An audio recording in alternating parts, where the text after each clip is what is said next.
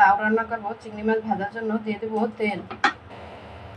চিংড়ি মাছগুলো কাইটটা ভালোভাবে পরিষ্কার করে নিয়েছি। তেল গরম হয়ে গেছে, দিয়ে দেবো মাছ। মাছ ভাজার জন্য লবণ কুচি দিয়ে দেবো, সামান্য হলুদের গুঁড়া। আসসালামু আলাইকুম গাইস, আপনারা সবাই কেমন আছে?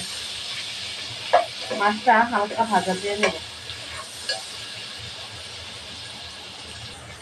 চিংড়ি মাছটা ভাজা হয়ে গেছে, একটু হালকাই ভাজা দিচ্ছি। বেশি ভাজা দিলে শক্ত হয়ে যায়, বাচ্চারা খেতে পারে না।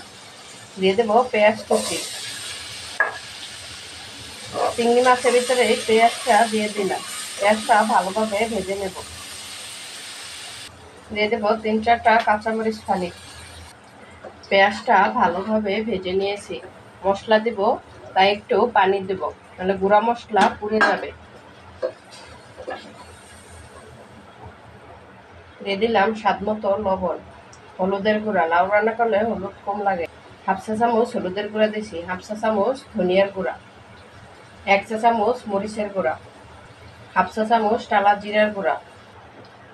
মশলাটা ভালোভাবে কষিয়ে নেব।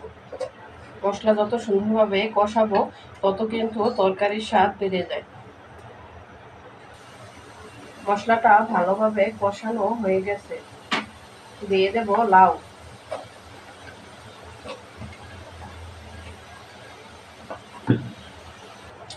লাউটা মশলার সাথে মিশিয়ে নেব। লাউটাও 10 মিনিট কষিয়ে নেব, তারপরে সিদ্ধ হওয়ার জন্য ঝোল দেব।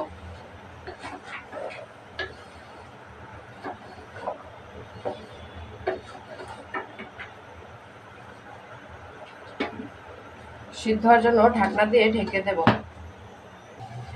লাউটা ভালোভাবে কষানো হয়ে গেছে, দেখুন কত সুন্দর একটা কালার হয়েছে। সিদ্ধ হওয়ার জন্য দিয়ে দেব গরম পানি।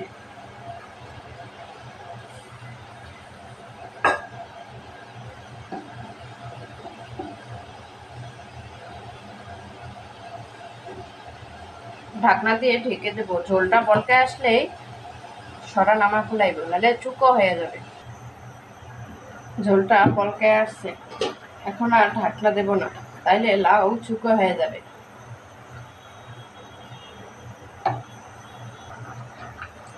লাউ রান্না হয়ে গেছে, দেখুন কালারটা কত সুন্দর হয়েছে।